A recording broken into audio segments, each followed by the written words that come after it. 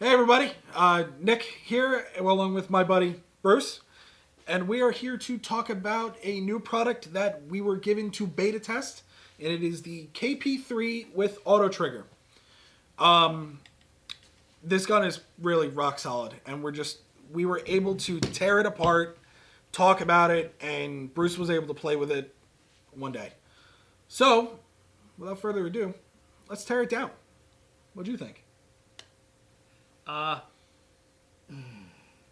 It put my CCM to shame.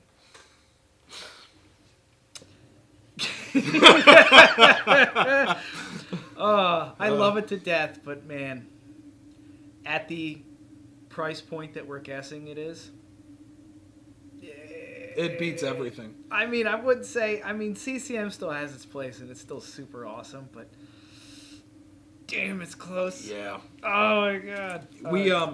We were able to get this gun and we really put it through everything. I mean, I don't think I've stopped touching it until I go to bed at night. Hurry up, touch it. It's getting I can't help the auto trigger is so smooth compared to everything else that's out there. It compares favorably with MVPs, CCMs, Phantoms. It beats Phantoms because Nelson-based pump guns are they're their own beast. But it beats the sniper, and for the price point that it is, you are literally getting everything you want in the minimum package. It's great. It's all aluminum construction minus the pump handle, and that's it. We were given the Azodin KP3 to beta test and beat the crap out of and compare and talk about and really get down to the nitty-gritty of what this gun is. And I really can't think of anybody better than my co-host Bruce. Between he and I, we both have significant amount of pump experience. And we both really understand what it is to be a good pump gun. With that being said, I'm going to give it over to Bruce for just a little while, and he's going to talk about what he thinks compared to guns that he was able to shoot that day. Hi, buddy. So I'm comparing what to what now? You are comparing the KP3 to the CCM and everything else you shot that day. Yeah, I pretty much shot everything on the table that day just because, yeah, why not? We were trying to do our best there. Okay, let's try to not do this. Let's try to do this in a quick manner. So I already talked about these. So CCM-wise, it's pretty damn close. This one, of course, is... Before we start there, I'm guessing this is going to be around $350. This is probably about $6 or $7. Yeah, so you're taking this with like a grain of salt that this is way more money. So it should be better. It's everything across, the pump stroke's better. It's not as hard to pump it back. Trigger's a little bit better, but like it's the difference in price doesn't justify you buying one of these. Other than that, it's pretty much the same mechanics, I guess. Yeah, whatever you call it. It's like the same damn thing. It's a mid-block gun. You're with the KP3. You're buying a. We don't know the price of the KP3 with the auto trigger, but we're guessing it's right around the same price that it was. With the CCM, you're buying a lighter gun. You're buying a slightly better trigger. You're buying. That's pretty much it. There's nothing that the CCM has that the KP3 doesn't. KP3 is... Oh, well, okay, that's an add-on. Yeah. Yeah. Because mine don't have that. I spent money on that. What is this? That's a lever lock. You know, for how much this cost. No, it should have included it, I know. I know. The KP3 has a bulletproof regulator. It has the amazing on-off ASA, bleeding on-off ASA. The thumb drive for the clamping feed neck. It's mid-blocked. The best thing about the KP3 is it has a built-in safety with the auto trigger. There you go. They built it in. They took this. It's pretty ingenious, really. All it is it slides the cam over and it locks it out. What else? I fumbled with that for far too long. Yeah, well, pretty much everything over here, I'll pretty much say the same thing. That pretty much all applies from what I just said. Yeah. Then you go over here, and that's kind of a different little monster. The old Nelson-based Phantom. Yeah, this is probably the lightest one on the table. Yep. If you took out the stock. Or Yep. maybe even with the stock. Even with the stock, it's still the lightest.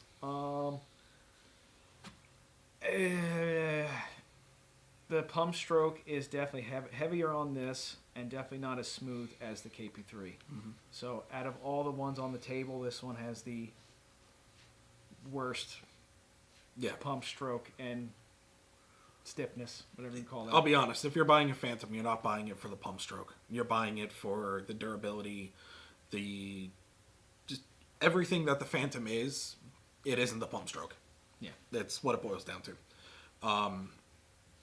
It's compatibility with stock class and open play, the versatility. That's the word I was looking for, the versatility. Yeah, you can pretty much make this look any way you want almost. Yeah. Got like a million different parts for it. The KP3, however, fails in comparison to... Oh, you jumped right to that? Oh, I did. I couldn't help it. All right, Here, well, here's yours. All right, hold on. The one thing Oh, he I'll doesn't say want about this, if I'm going to compare these two, is that I like this gun. Kinda. This has like a cult following. Same with the CCM. I hate this to death because it doesn't have a detent in it at all. The detent rings don't count. That stops rollout. I mean a detent to stop it from double feeding because it does happen. And it mainly happens when you put a hopper on it. Yeah. But then you could probably argue that these aren't really for hoppers. These should be run as the straight feeds. I run mine with a hopper. That's why I have that feed neck on there. I got that, but Okay. that I feel like that would be the comeback of the people who say like, oh, well, that's why it's double feeds. That's because true. you have a hopper on it. That's true. Whatever. So Silly people. We'll put this back in the past where it belongs. Go ahead. To the future. Here you go. Have yours. Yeah. All right. Yeah. We're really not going to just talk about our MVPs a lot. I mean, as much fun as that would be, well, it's really not what we're here to do. We really just wanted to hold these and love them, and they really are our babies. Yeah.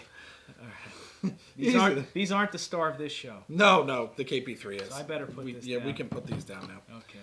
We know what we're talking about. Well, I guess we should say why these are even on the table if we're going to compare the two. Yeah, this is not qualified, right? No, mine is not. Okay, Yet. so... I just haven't sent it out. Paul has my money. Just haven't sent it. Right, so...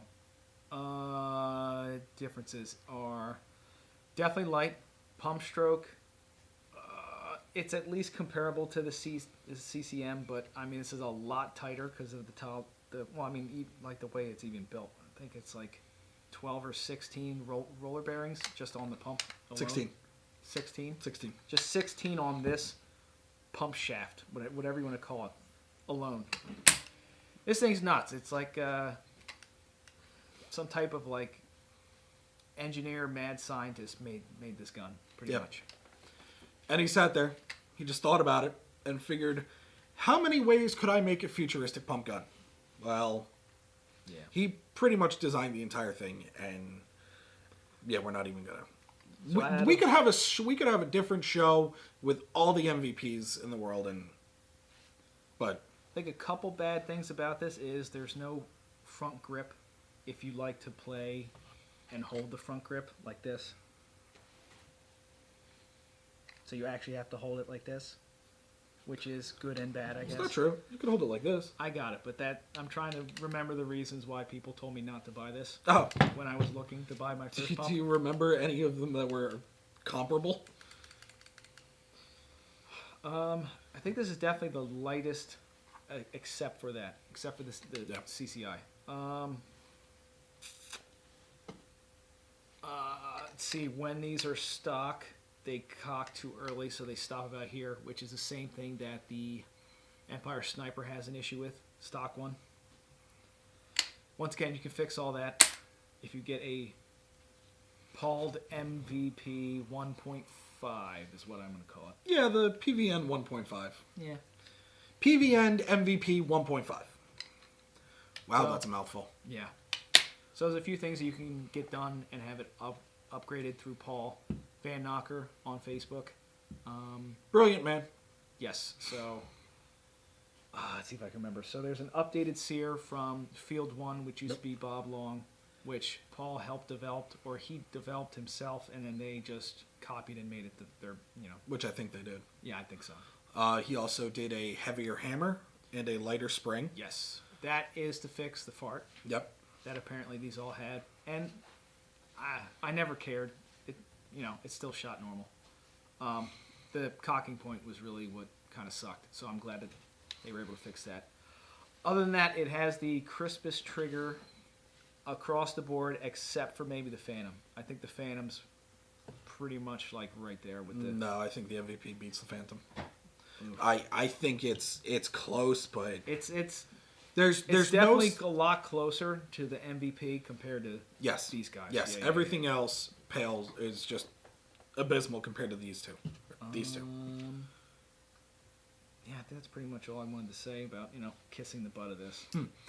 We are going to just give you a quick rundown of the star of the show, and it's the KP3. Yes. Compared to everything on the table, it really was a fantastic pump stroke and shot. We shot this thing over the chrono, and it was plus or minus 7. I think it was 290 plus or minus 7, and that was auto triggering too. Yeah. I wasn't cranking on it. I wasn't doing anything crazy, but it was consistent. Say what you will about the reg, but even then, the design is still fantastic. How was what did you think of the auto trigger when you played with it? Any hiccups? No. No, No. not a one. I do know with these, I don't know if it's a good or a bad thing, but you do have to play with it to get the auto trigger right. It comes good out the box once you buy one brand new, but it won't stay that long forever because it does move and you do need to adjust it at times. So that's a good and a bad thing. There's no adjustment. That's preset, right? It's preset. It is what it is. Yep, it locks in. That's it. So It works. It works. It doesn't. It doesn't. if you're watching this video for your to buy your first pump, that one was mine. Not that one exactly, but a CCI Phantom. Now that this exists, This is hands down better. you should probably get this one. Yeah. Yeah, it has everything. It has detents, it has the auto trigger. A fantastic barrel. Yeah. It has the quality of life things that you would expect from a higher end gun for half the price. Everything that the CCM On-off ASA. off ASA, quality reg, What's this? Lever lock? with thumb screw. Yeah. The dual rod pump system with the mid block sled. I mean, you can't beat it. And the CCM fitting, which is down here. Yeah.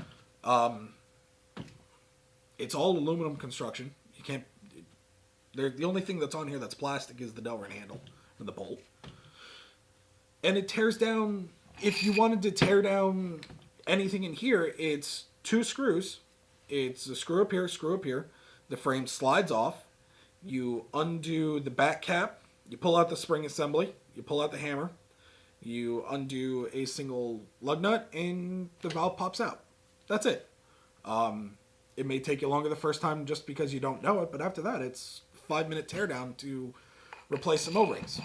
And the reg is just as simple to tear down. There's nothing else that needs to be touched on it. A couple of drops of oil, and you're good to go. All right, so, Tyler, come here. We need you. Need me? Do I have to move? No, you're okay. He can just sit right in between us. What's up? Tyler, we would like to know what your opinion is on the KP3 as a starter pump, because you don't play paintball. Okay, I play paintball sometimes. I'm usually working here at the store. So, What would you think? price, I would easily go with the KP3. Usually, like, I've known the KP3 was a good intro level gun Come down to our level. for Kneel down, buddy. general players, but the main Get problem on your was knees. that get on my knees. But the main problem was that it doesn't. Listen to me. It did not have an auto trigger.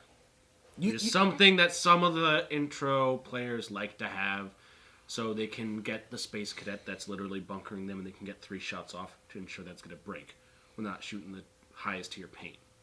So, especially with the new auto trigger in it, I would easily recommend that, especially if it's in the price range you guys were saying, which was like around 300, 350, if that's what it might go for. We're also comparing this to the sniper, and we're not going to make a whole video bashing the sniper.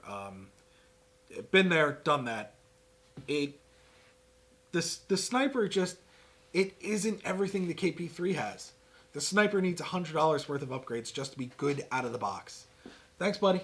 The KP3 just beats it hand down, and like I said, we're not gonna make a whole big deal versus the sniper. We could make a whole different video on that and talk for about an hour.